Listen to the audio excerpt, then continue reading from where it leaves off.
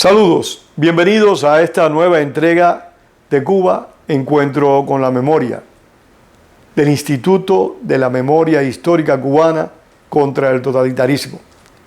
En esta saga de entrevistas que estamos realizando a combatientes en la lucha contra la dictadura dinástica de los hermanos Castro, hoy tenemos a un combatiente, a un hombre que ha dedicado una gran parte de su vida a la lucha por la democracia en Cuba. Me refiero a Javier Denis. Denis enfrentó el régimen de Batista. Denis enfrentó de inmediato, se puede decir, la dictadura de los hermanos Castro. Denis fue un activo militante de la lucha clandestina, pero también en su momento decidió subir a las montañas, específicamente a las montañas orientales, donde combatió la dictadura y fue herido. Así que no más, vamos a irnos directamente a Javier Denis. Javier, gracias. No, gracias a ti por haberme invitado. Para mí es un honor estar aquí entre ustedes. Javier, ¿quién es Javier Denis? Háblanos un poco de ti. Bueno, pues yo nací en La Habana, nací y me crié en La Habana y cursé mis primeros estudios en un colegio que quedaba cerca de mi casa. Y terminado el sexto grado, había dos alternativas. O me iba para la secundaria, para la segunda enseñanza, o hacía un examen para ingresar en el Instituto de la Víbora y empezar a estudiar bachillerato. Me preparé para hacer el examen, hice el examen y fui el estudiante más joven ese año en ingresar en el Instituto de la Víbora. Mira qué bien, felicidades, aunque muy atrasadas, de esto ya se datan más de 70 años, pero válido el reconocimiento. Javier, ¿y cómo te involucras en la política en Cuba? Bueno, yo estaba en la universidad, había empezado la carrera de Ciencias Sociales y Derecho Público. Estaba sentado en la Plaza Cadena y vino Machadito, a quien yo conocía.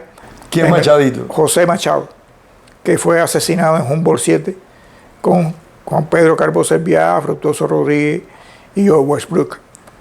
Pues vino Machadito, que conocía del Instituto de La Habana, y me dijo, vámonos, tenemos que ir a Palacio, que el mulato entró en Colombia. Encima el mulato se refería a Fulgencio Batista. Había dado el golpe de Estado el 10 de marzo. Empezamos con una cantidad grande de estudiantes a bajar por la calle San Lázaro, y al llegar a Infanta la policía nos estaba esperando. Ahí comenzó un encuentro con la policía y vi caer delante de mí el primer estudiante muerto, Rubén Batista. Le dieron un disparo en la cabeza y cayó muerto ahí. Después no pudimos llegar al Palacio Presidencial, viramos para la universidad, pero ya Carlos Prío había abandonado el país y se había ido a refugiar. Ahora, estuviste luchando todos esos años contra el régimen de Batista. Teniendo ese aval, esos antecedentes contra el régimen de Batista, ¿cómo te involucraste en la lucha contra los Castro?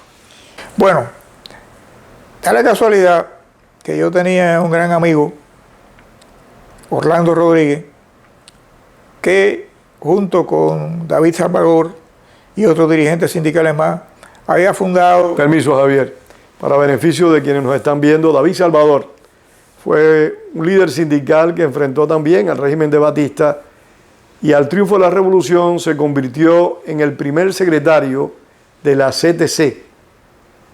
Él fue un artífice del movimiento sindical después del triunfo de la insurrección, pero también de inmediato, a los pocos meses de esa victoria, se involucró en la lucha contra el régimen. Perdona, Javier. Sí, él participó como dirigente de la CTC en el primer Congreso Obrero que se celebraba. Bueno, ¿por qué lo organizó? ¿Por qué lo presidió? Lo presidió.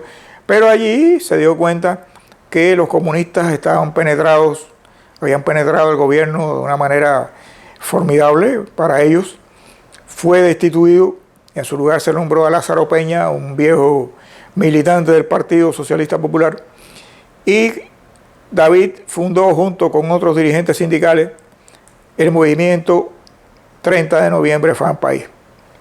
Yo recuerdo que yo estaba sentado trabajando, yo trabajaba en el Ministerio de Obras Públicas, y se me acercó Orlando Rodríguez, junto con otro dirigente más, Gilberto Montenegro, y la primera pregunta que me hicieron, me di cuenta que aquello ya estaba camino a la conspiración, porque Orlando me preguntó, ¿qué te parece lo que está sucediendo?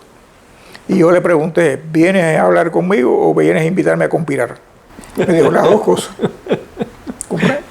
Entonces me dijo que... La pregunta ya reflejaba, sí, lo que él pensaba. Reflejaba lo que pensaba. Me explicó cómo David Salvador había fundado el movimiento 30 de noviembre Fran País y que ellos querían que yo participara. Inmediatamente le pregunté, bueno, ¿y quiénes están en el movimiento? Y empezó a mencionarme toda una serie de nombres. Que todos habían, o casi todos habían luchado. Habían luchado contra la dictadura de Batista. Pedro Fraginal, Malagamba, Casay, bueno, un montón. Y entonces le dije, bueno, pues cuentan conmigo ya. Desde ahora cuentan conmigo.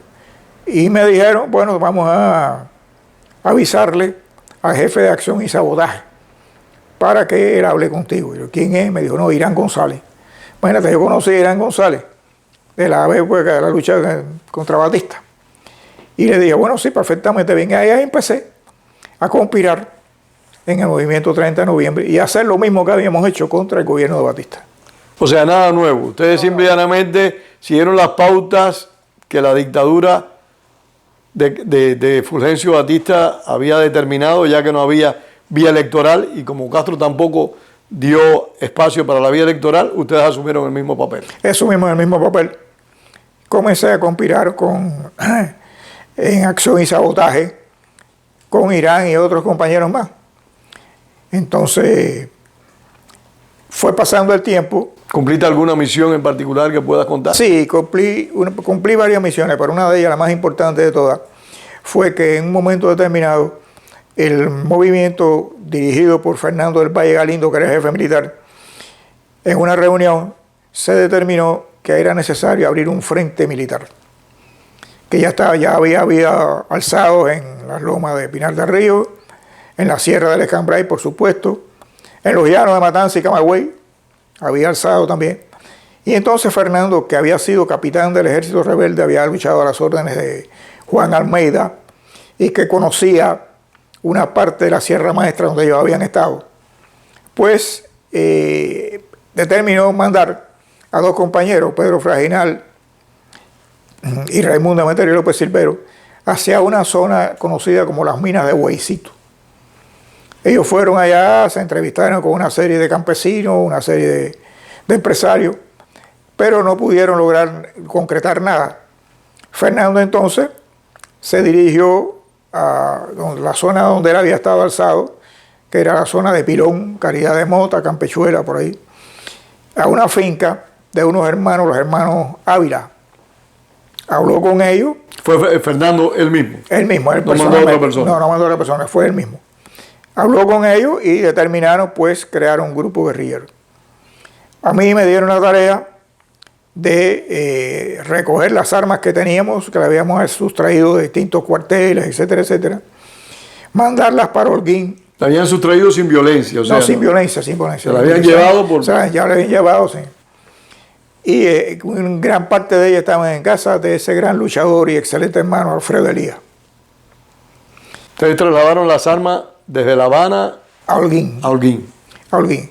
Y entonces decidimos trasladarlas de Holguín a Bayamo, para después de Bayamo mandarlas a la zona de Campechuela, donde los hermanos Ávila Rivera tenían una finca cafetalera. Los hermanos Ávila Rivera habían luchado en la guerrilla también del 26 de julio contra Batista. Ellos y su primo Gerardo Rivera. Entonces... Me parece, Javier, que es muy importante que enfatices esas personas que lucharon contra el régimen de Batista, para que las nuevas generaciones y aquellos que no tienen un conocimiento a fondo del proceso contra la dictadura de los Castro sepan de que la mayoría de las personas que enfrentaron el régimen de Batista inmediatamente, casi de hecho, enfrentaron al régimen de los Castro. Así es. En el movimiento 30 de noviembre y en la guerrilla, por ejemplo, todos habían luchado en las guerrillas contra el régimen de Batista. Empezando por Fernando, que ya había logrado el grado de capitán, Raimundo Emeterio, que había logrado el grado de teniente, José Figueredo Boza, que también había logrado el grado de teniente, y los demás integrantes de la guerrilla, todos habían participado en la lucha contra Batista. A mí me dieron la tarea de trasladar las armas para Holguín, y después Alfredo Elías tuvo la misión de trasladar las armas para Bayamo, para después posteriormente ser trasladado para Campechuela. Las armas para Bayamo las trasladaron 4 mujeres, que esas, vaya, es historia. Son las Marianas Grajales de nuestro tiempo. Ana María Rojas, las hermanas Naida y Mema Arenado Elías, y la madre de ellas, Victoria Elías, con un valor... Familiares de Alfredo, por lo que aprecio. Sí, primas de Alfredo, con un valor extraordinario. Ana María y esas 2 hermanas con su mamá fueron trasladando las armas de Holguín a Bayamo, a casa de un campesino que tenía una pequeña finquita allí en Bayamo, y de ahí posteriormente a la finca Los Arroyones, que quedaba en las estribaciones de la Sierra Madre. A mí me dieron la tarea de abrir un pequeño campamento en las estribaciones de la sierra, ir recibiendo las armas. ¿Tú estabas solo ahí? Solo. Desempacando las armas, armándolas, pues estaban las culatas zafadas, rellenando los peines con bala y preparándolas para cuando Fernando subiera con parte de los guerrilleros. Eso fue más o menos, Javier, en el año 61. Eso fue en el año 61. ¿Recuerdas el mes? Abril del año 61. O sea, en la época de Playa Girón. Y fue después de Playa Girón. Fernando decidió abrir el frente inmediatamente después del fracaso de Playa Girón, porque el régimen había desarticulado gran parte de las organizaciones que se le oponían. De la lucha clandestina. De la lucha clandestina. Había fusilado un montón y algunos dirigentes pues habían logrado irse. Entonces decidimos abrir el frente porque nos dimos cuenta que la lucha en la ciudad había perdido fuerza debido a la represión que había sido. Era mucho más peligrosa. Y era mucho más peligrosa. Entonces a mí se me dio esa tarea, establecer allí el campamento y ir armando y desarmando las armas. Allí estuve como aproximadamente unos 15 días, yo solo. El hermano de Ángel Mario Ávila, era el encargado de llevarme la comida. Sí, un campesino de la zona. Un campesino de la zona era el encargado de llevarme la comida. Ya finalizando el mes de abril, sube Fernando con un grupo de compañeros que se incorporan y forman la primera guerrilla. Fernando se reúne con José Figueredo Boza y con Ángel Mario Ávila y deciden dividir la guerrilla en 3. Y Ángel Mario Ávila propone que cerca, en un lugar conocido como La Pimienta, había un cuartel de milicianos. Atacar el cuartel, tomar el cuartel para tomar más armas, porque las armas no nos alcanzaban.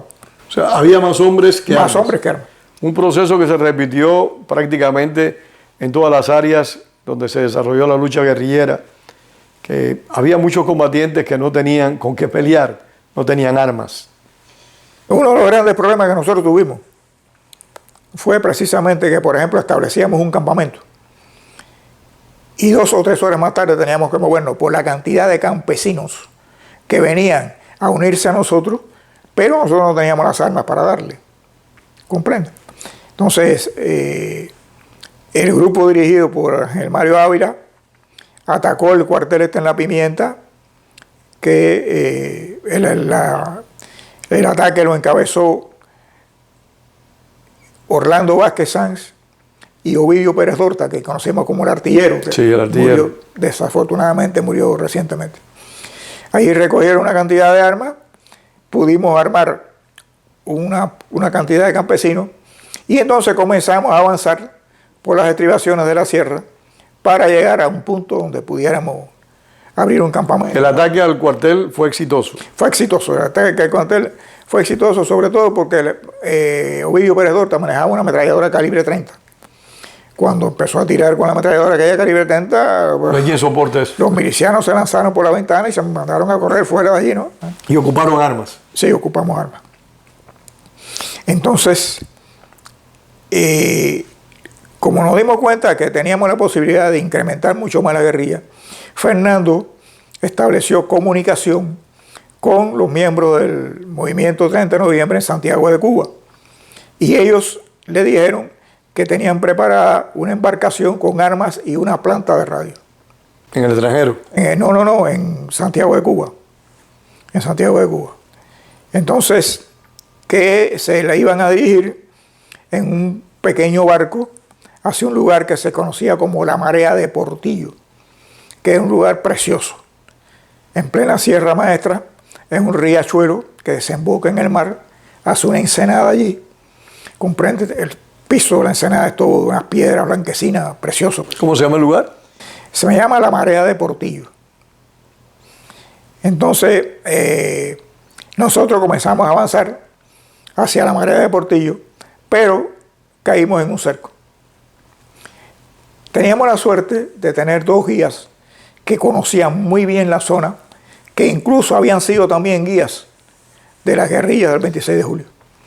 Baldomero Publes, haitiano, conocido como el haitiano, y Raimundo Torné Benítez, que tenía muchos familiares en aquella zona, y él se encargaba Es una memoria privilegiada, Javier, hay que destacar. Y él se encargaba de traernos los alimentos, hablaba con los familiares. Entonces, Baldomero era un hombre extraordinario, tenía un sentido, vaya, que tú decías, pero ¿cómo es posible? Es que este hombre es adivino. Por ejemplo, estábamos en un cerco y decía, espérate, no se muevan.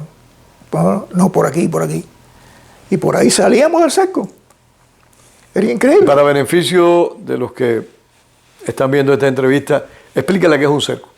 Un cerco es una actividad del ejército que tratan de rodear toda una zona para impedir la salida de los que están dentro de esa zona.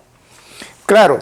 O sea, es un grupo de militares, que avanzan, sí, haciendo un cerco. Haciendo un cerco para... Pero claro, tienen mucha... ¿Y van disparando en ese avance? Si saben que el enemigo está ahí, ellos van disparando. Es un fuego de registro. Sí, un fuego de registro. Pero entre soldado y soldado hay un espacio. Entonces, por ese espacio era por donde nosotros íbamos. Se rompía el cerco. Saliendo y rompíamos el cerco. Desafortunadamente, caímos en un cerco, estuvimos un día para poder romper el cerco. Y cuando llegamos a la Marea de Portillo, el barco había estado, pero se había tenido que marchar del lugar porque nosotros no habíamos llegado. Ahí estuvimos en aquel cerco, en aquel lugar, perdón, en la Marea de Portillo, en aquel lugar. Y el guía de nosotros, Baldomero Publes, no, ese era el haitiano, Raimundo Torné Benítez, nos dijo, yo los voy a llevar a un lugar que es un acantilado en medio de la montaña que se llama el Cilantro, porque allí hay un pequeño manantial y yo tengo muchos familiares que viven cerca y por ahí podemos conseguir suministros de alimentos. Fuimos allí, a aquel lugar. La zona estaba poco habitada, Javier. La zona estaba poco habitada.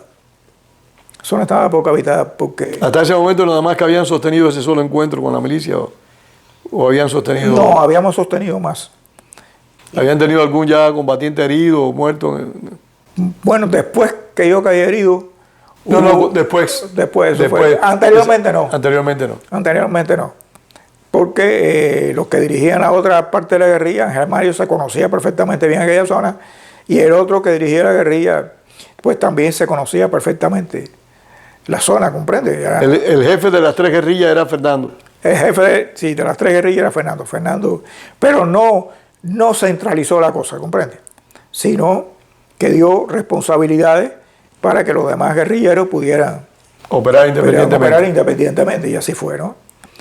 Estando acampado en aquel lugar, un día por la mañana, yo me levanto a recorrer las postas, ¿comprende? Pero me fijo que en lo alto de una de las lomas vi como que las ramas de los árboles se movían, ¿no? Fui a ver a Fernando y dije, Fernando, parece que hay militares en lo alto de la montaña.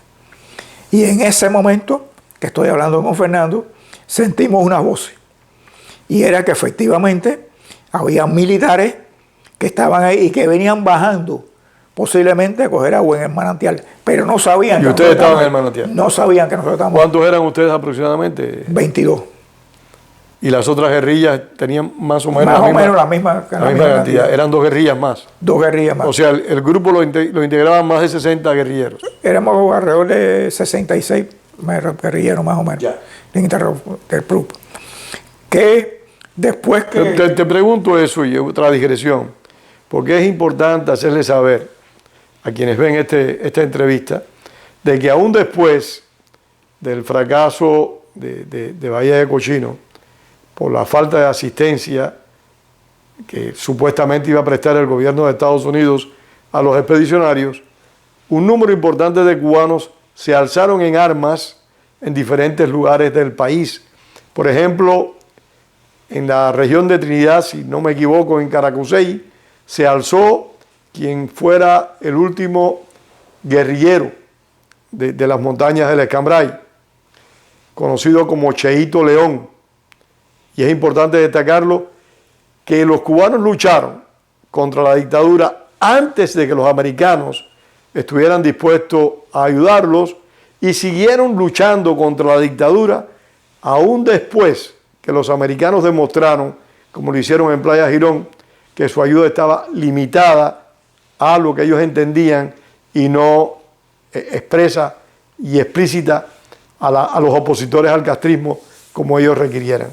Un derecho que tienen un país cuando asiste a otro o cuando asiste a un grupo irregular. Perdonen esta digresión tan larga, pero hay que destacarlo, que había más de 60 hombres alzados en esa parte de la Sierra Maestra y que en Oriente en este momento ya también operaban varias guerrillas, entre ellas una que comandaba Alberto Müller. Abordémosle Beatón. Beatón había sido previamente atrapado con su hermano y fusilado. Manuel Beatón, otro capitán del ejército rebelde, que fue rápidamente se alzó contra el régimen y lo fusilaron a él y a su hermano. Pues estando ahí hablando con Fernando, nos dimos cuenta que venían bajando a buscar agua. Sorprendimos la patrulla, se formó un tiroteo, ¿comprende?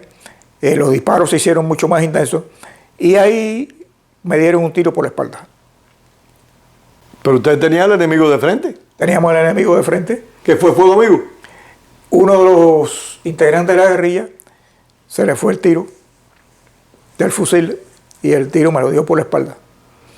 Que el tiro después tiene un recorrido, la bala sencillamente parece que iba dirigida por Papá Dios, porque me entró entre 2 costillas, pasó por detrás del corazón, entre los 2 pulmones, rozó una vértebra, salió entre la clavícula y el omóplato y entre la arteria aorta y la subclavia.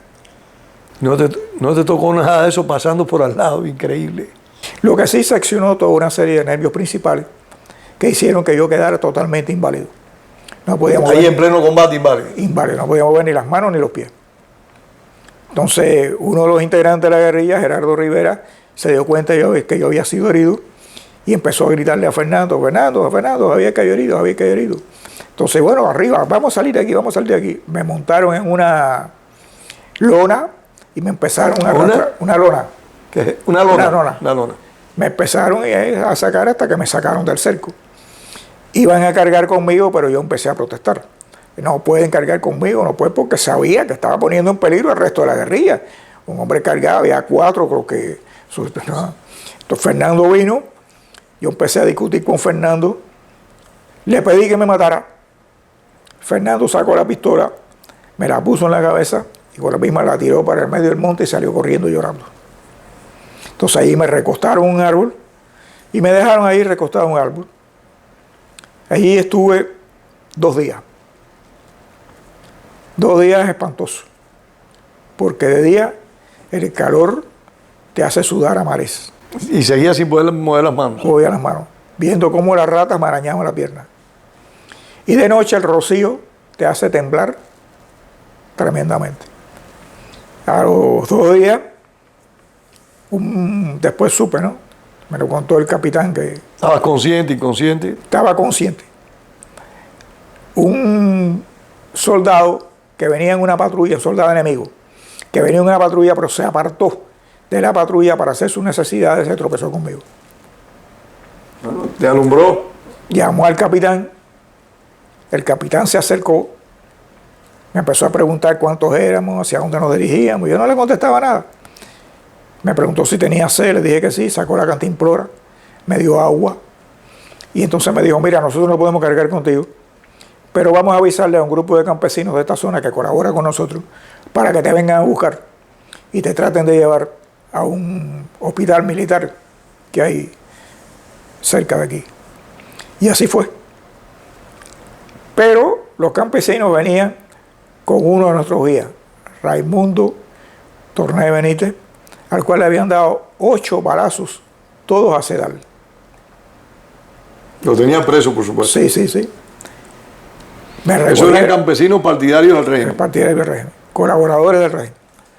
Me atravesaron en un mulo y me llevaron aproximadamente, según después me picó Raimundo, 8 leguas hasta una finca cafetalera porque ya estaba anocheciendo. Me pusieron en el almacén de la finca, hicimos un saco, y al otro día por la mañana vino una camioneta, nos montaron a mí y a Raimundo y a Torné Benítez en una camioneta y nos llevaron a un hospital de campaña que hay en una zona cerca de Pilón, que se llama Minas del Frío, que tiene bien puesto el nombre. Hay frío allí. Tremendo frío.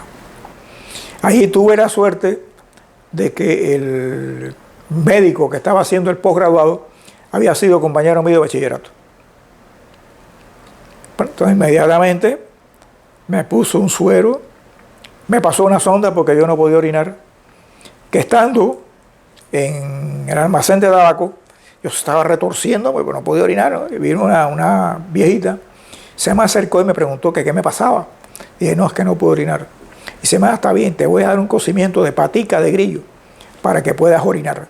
Yo pensé, patica de grillo, eso debe ser alguna hierba, ¿no? No. Era grillo de verdad. Patica de grillo. Que por cierto, me tomé el cocimiento de patica, que era como un toda la cantidad de... Pero bueno, por suerte me puso una sonda. Pero te hizo orinar la patica de grillo, no queda. Me pusieron la sonda y pude orinar. Estando allí y aquí, vaya, estábamos horrorizados porque había varios soldados y milicianos allí heridos en combate con nosotros, que nos insultaron y empezaron a gritarnos canalla y toda esa serie de cosas. Sin embargo, se nos apareció un capitán del ejército rebelde llamado Armando Torres, que decían el francés, porque él había estado en Angola y había estado en Argelia. Me empezó a preguntar, me empezó a interrogar, yo no le contesté nada, me cayó a patada y me arrancó el suelo. Cuando aquel hombre me dio la primera patada... El capitán del ejército rebelde te cayó a patada y te arrancó el suelo. Cuando me dio la primera patada, los soldados le empezaron a gritar horrores. ¿Al capitán? Al capitán. ¿Cómo un prisionero se lo hace eso? Y por ahí le dijeron barbaridades. Entonces el francés le dijo al médico, bueno, me voy y ahorita regreso. Y tan pronto el francés se fue, el médico me dijo, en el primer camión que entre aquí, te monto y te mando para Bayamo porque este desgraciado te va a matar. Y así fue. ¿Seguía sin poderte mover, Javier? No, sin poder moverme. No podía moverme, nada más que movía la cabeza. Me montaron en un camión, que aquello fue espantoso, porque tú sabes lo que es un camión bajando por camino, porque ahí no hay carretera. Si estando uno sano, un camión en esas lomas es terrible, sigue estando herido. Por suerte yo iba con Raimundo Torné y Raimundo trataba de aguantarme para que no... Que también estaba herido. También estaba herido, 8 brazos. Llegamos a Bayamo, no había cama en el hospital de Bayamo, y nos llevaron a Santiago de Cuba. Cuando llegamos a Santiago de Cuba, yo estaba ya extremadamente mal. Incluso oí que una enfermera le dijo al médico que nos iba a atender, vamos a atender al viejito porque este está muriéndose ya. Pero entonces, ¿cómo el viejito? Si tú eres un hombre en esa época. No, el viejito era el guía. El viejito era el guía. Entonces yo me recuerdo que empecé a pedir agua. Otra enfermera me oyó, comprende, se inclinó, me oyó pedir agua y empezó a gritarle a los médicos, venga, que esto es. Y los médicos empezaron a atenderme. Y ahí pues empecé el proceso en una habitación en el hospital. Empezaron a dar fisioterapia, me curaron la herida del cuello. ¿Eran médicos militares o médicos civiles? Médicos civiles. La herida del cuello, da la casualidad que parte de la camisa hizo como un tapón, lo cual impidió que me desangrara. Pero eso se me infectó y se me hizo una pelota aquí grandísima. Los médicos me tuvieron que picar ahí, abrir ahí y sacarme los pedazos de tela que tenía. Ahí estuve en el hospital. Javier, ¿no hubo más incidentes como el que tuviste con el francés? O sea, de que un militar abusara de tu indefensión. No. Independientemente que en el hospital estábamos en una habitación y en la puerta de la habitación había dos guardias que nos dejaban pasar. Sí, pero estabas preso, eso es lógico, sí, eso es razonable. Que, como a los 2 meses de estar allí, se llevaron a Raimundo Emeterio, a Torné Benítez, para Puerto Boniato, y a mí me bajaron para el sótano del hospital, donde estaba la sala de los locos.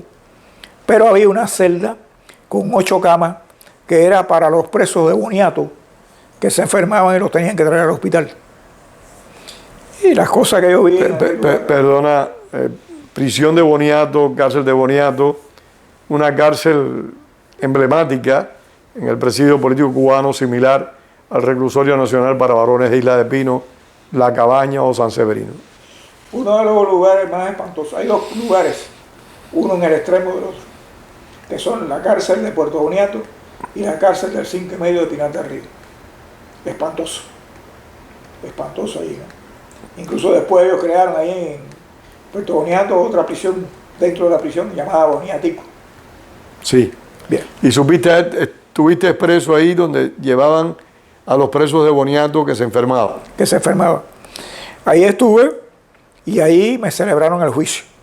¿A ti solo? Sí. Celebraron el juicio, me sacaron del grupo de presos que ya le habían juzgado y habían fusilado a Fernando y habían fusilado a Raimundo Emeterio, que por cierto, a Raimundo Emeterio... Perdón un momentico. En este periodo de tiempo que tú estuviste herido, las guerrillas siguieron operando.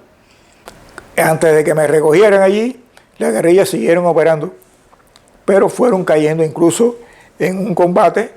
Perecieron 3, perecieron José Figueredo Boza y dos guerrilleros más, 2 campesinos más. Fueron los 3 muertos en combate. Entonces, ¿y fueron capturadas todas las guerrillas? Todas las guerrillas, no. Una parte de la guerrilla fue dirigida por Baldomero Leitiano, que logró romper los cercos y aislarse en partes de la sierra y no fue encontrada. Incluso estuvieron ahí hasta que el ciclón Flora, que 1963, que devastó parte de la Sierra Maestra, hizo que ellos pudieran bajar, montarse en un bote e irse para Jamaica. Ah, pues un grupo pudo escapar hacia Jamaica. Un grupo pudo escapar hacia Jamaica, dirigido por Baldomero Leitiano. Estando allí, pues, me entero del juicio, cómo había sido. ¿Del juicio de tu compañero? Del juicio de mi compañero, que a Raimundo Emeterio le piden pena de muerte porque lo acusan de haber matado al primo. Resulta que teníamos unas armas escondidas en una casa de la tía de Raimundo Emeterio. Un día las fuimos a buscar. Cuando ya las habíamos montado en el carro para llevárnoslas, el primo de Raimundo, que era miliciano, se aparece, sacan una discusión, Raimundo saca la pistola y le da un tiro. En el juicio lo acusan de haber matado al primo, por eso le piden pena de muerte. Sin embargo, el primo se aparece al juicio. El supuesto muerto. El supuesto muerto. Y dice que eso no había sido un intento de asesinato, sino un accidente. Un hombre decente, un caballero. Pero aún así, fusilan a Raimundo Emeterio. En el juicio mío... A pesar de que el muerto estaba vivo. Estaba vivo. Y a Fernando lo fusilan por orden expresa de... A Fernando del Valle Galindo. Lo fusilan por órdenes expresas de Raúl Castro. Por un incidente en la sierra en la cual Fernando había discutido con Raúl y habían tenido diferencia.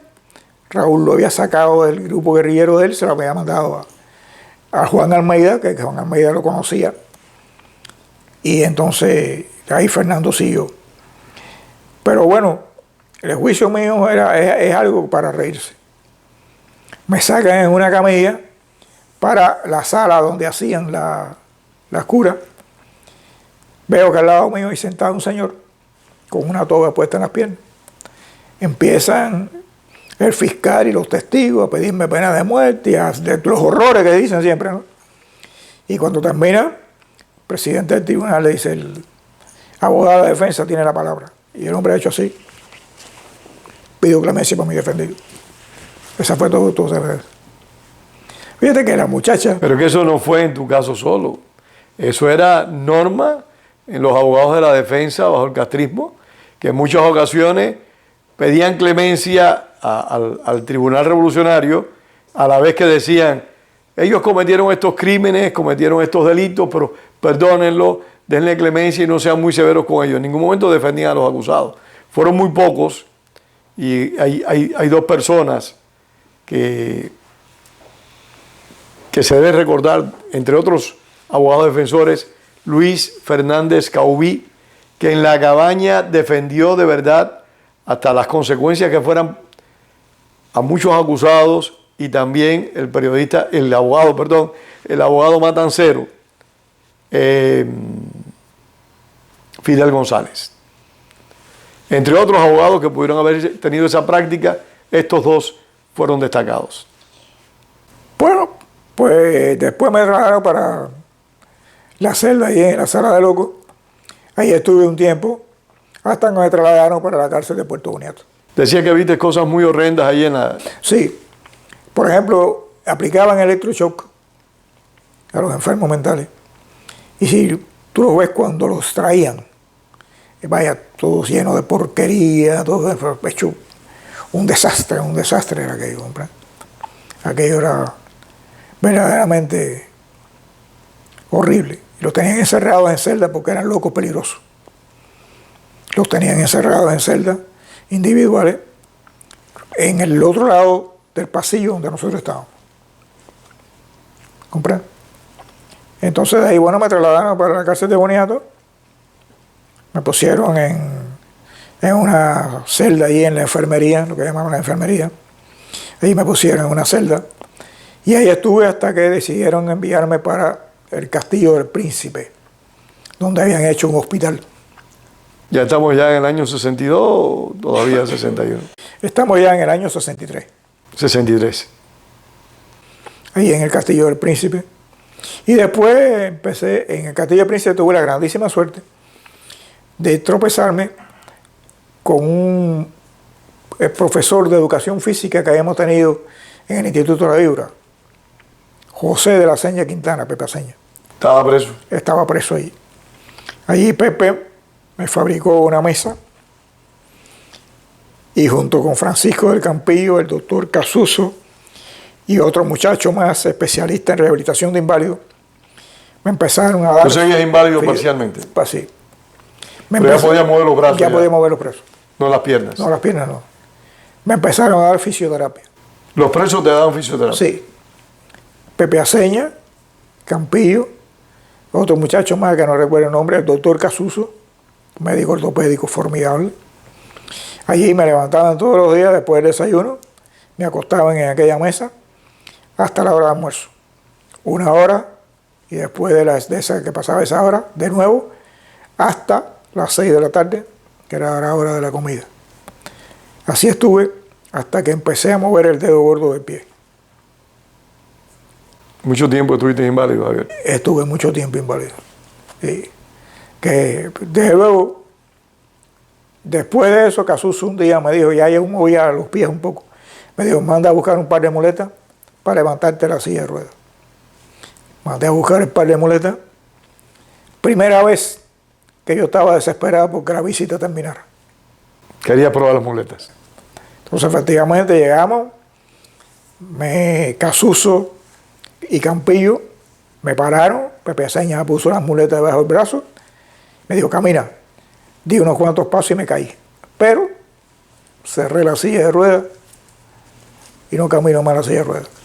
Javier, antes de terminar la entrevista, sé que tuviste una experiencia muy interesante, dramática, pero también interesante, y de todas estas experiencias se aprende.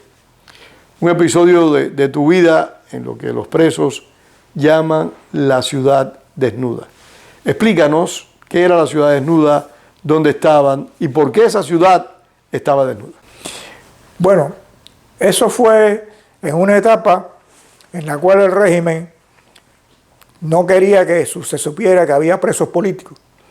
Entonces intentó cambiarnos el uniforme amarillo que nosotros teníamos por el uniforme azul de los presos comunes. Yo estaba castigado en la cárcel de Pinar del Río, kilómetro 5,5 de la carretera Luis Lazo, en el edificio 5, junto con otros compañeros que estaban allí presos también, ¿no? Cuando un día se nos apareció el director de la prisión y nos dijo que nos quitáramos ese uniforme y que nos pusiéramos el uniforme azul que nos iban a traer.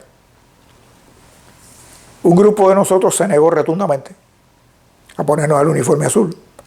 Y entonces nos obligaron a desnudarnos y nos metieron primero en las celdas de castigo de allí de la cárcel y después nos mandaron para el pabellón, para el edificio 1, que tenía, todos los edificios tenían 2 pisos, para el edificio 1 bajos, en celdas completamente desnudos. Ahí estuvimos Gerardo Martiato, Daniel. ¿Cuántos eran ustedes? Éramos en total 5. ¿Y por qué le dicen la ciudad desnuda? Porque estábamos desnudos allí, no teníamos ropa, y estando nosotros 5 allí, Jesús Nacer Fraga, José Vales Cabrera, Rafael Trujillo Pacheco, Gerardo Martiato Daniel y yo, pues empezaron a llegar otros presos que se habían negado a ponerse el uniforme y también los desnudaron. Llegó Pepe Puyal, llegó Milton Salazar, Eddie Carrera Ballina, Silvino Rodríguez Barrientos, Napoleoncito, el Huesito Negro. El Hueso Negro. El Hueso Negro. Y allí estuvimos, pues llegaron muchos más. Y estuvimos, además éramos alrededor de 80 y pico, 100 y pico más o menos, no recuerdo cuánto compran, completamente desnudos por espacio de 8 meses. 8 meses desnudos. Completamente desnudos. Porque ustedes se negaban a ponerse la ropa azul. Durmiendo en el piso, ¿comprende? Sin visitas, por supuesto. Sin visitas, por supuesto. Con una alimentación pésima, con constantes incidentes con los guardias. Incluso, en una oportunidad, el jefe de orden interior, yo estaba en la celda número 1 con Eddie Carrera Ballina, y frente a mí estaba en la celda Milton Salazar, un hombre que de él se conoce poco, pero es uno de nuestros grandes héroes. Sin duda alguna. Y demostró ese heroísmo aquí mismo en Miami, en una oportunidad, en un accidente muy grave que hubo, que un camión se incendió y él no pensó que ese camión podía explotar, salió corriendo a rescatar al conductor del vehículo y lo rescató. O sea, no solo demostró heroísmo y valentía en Cuba, sino que también demostró heroísmo y valentía aquí en el exilio. Y rememoró, y anteriormente demostró heroísmo y valentía también, porque gracias a él nosotros obtuvimos fondos del Banco Agrícola y de la Construcción, porque él era director del banco, y nos llevó el dinero, nosotros lo sacamos. ¿Estás hablando de la lucha clandestina? Sí, de la lucha clandestina. Lo sacamos, los enviamos para Miami con la misión de regresar con algunas armas. Aquí en Miami durmió en Portales, porque y varias organizaciones le propusieron que trabajara con ellos y él dijo que no, que él había venido buscando armas para llevarnos las armas. Milton, un hombre particularmente íntegro. No, íntegro. Milton Salazar. Un valor extraordinario, un hombre ejemplar. Pero bueno, terminemos con la ciudad desnuda, que el tiempo pasa. Bueno, pues allí en la ciudad desnuda, un día se apareció el jefe de orden interior, Sanguilí, se paró frente a la celda donde estábamos. ¿Cómo se llama el esbirro? Sanguilí. Sanguilí. Se paró frente a la celda, nosotros dijimos, pero qué peste hay aquí, qué tiempo hace que usted no se baña. y no se pelan y no se afeitan. Lo voy a traer un barbero para que los pele y los afeite y después se bañan. Y Milton, que estaba en la celda de enfrente, le dijo, yo no me pelo ni no me afeito porque no me da la gana, vamos a decir. El tipo se vira y dice, ¿qué tú dices? Si es que tú eres un esbirro de porquería, chico. Llegó la guarnición y aquello duró una semana. La golpiza. La golpiza celda por celda. Comprende, nos sacaban, nos arrastraban por el piso y nos llevaban al sótano y nos afeitaban y nos pelaban. Es que yo creo que esto del presidio es importante que lo contemos porque se demuestra que aquellos hombres y mujeres que lucharon contra la dictadura de los Castro, aún después de estar presos, seguían luchando. En ningún momento claudicaron. Y lo que nos acaba de contar Javier Denis, de la Ciudad Desnuda, ocurrió en otras muchas prisiones de hombres y mujeres en la isla de Cuba y sigue ocurriendo casi 60 años después. Realmente es un testimonio interesante y doloroso, porque tienen ustedes que haber sufrido mucho allí. Sufrido mucho, incluso estuvimos en una huelga de hambre que Pepe Puyal un día dijo, ¿pero qué estamos haciendo nosotros aquí? Vamos a declarar una huelga de hambre, total, si no vamos a morir de todas maneras. Nos declaramos en huelga de hambre, la huelga de hambre duró 13 días, pero a los 10 días nos cortaron el agua. Ya tenemos 3 días sin tomar agua. Que ya eso es harina de otro costal. Ya eso es harina de otro costal. Eso es harina de otro costal ya. 3 días sin tomar agua. Esto incluso Martiato perdió el conocimiento, otros compañeros tuvieron que ser llevados a la enfermería y se dieron cuenta que podíamos morirnos y entonces vinieron y nos dijeron que nos iban a dar un calzoncillo, un pullover y colchones para que pudiéramos dormir en el piso. Y ahí fue donde empezó la etapa del calzoncillo. Del calzoncillo. Javier, realmente es una vida muy dramática, pero muy dada a tu país. Tú tienes escrito varios libros. Todos tus libros versan sobre Cuba. Ahí tienes en tus manos uno que se titula Ayer en la memoria, de Francisco Javier Denis. Es tu penúltimo libro. No decimos el último. No decimos el último. Decimos que este es el penúltimo libro que tengo hecho. ¿Cuántos tienes publicados? Tengo publicado 7 libros. ¿Cuál fue el primero? El primero se llama Mi Ángel Guardián. Que tiene que ver con el proceso de la lucha contra las 2 dictaduras. Y a la vez cómo fuiste herido, etc. Y a la vez cómo fui herido, etcétera, etcétera. Entonces en él pues menciono que yo tengo un ángel guardián. Que honradamente te digo que no dudo que lo tengo, porque las cosas que me han pasado, vaya. Entonces, pues ese es el primer libro. Tengo otro que son anécdotas de mi barrio, Santo Suárez, que se llama Mi Santo Suárez Querido. Uno de poesías. Nuestro director también es de Santo Suárez. Sí, sí. Me refiero a Wenceslao Cruz, que hace posible estas entrevistas. Estas entrevistas sí, es de Santo Suárez también. Somos santisuareños. Tengo uno de poesía, algunas de ellas escritas en la prisión. 2 novelas. Un libro de cuentos y anécdotas. Y este otro, que yo le puse como título Ayer en la memoria, que también te dice cuentos, anécdotas, vivencias y otros disparates. Eso los disparates queda muy bien. Sí. Javier, muchísimas gracias por esta entrevista. Javier Denis, pues realmente uno se siente honrado cuando entrevista personas como tú que participaron activamente en la lucha por la democracia en Cuba y en contra del régimen totalitario. A ustedes les esperamos en una próxima entrega de Cuba Encuentro con la Memoria del Instituto de la Memoria Histórica Cubana contra el Totalitarismo. Gracias.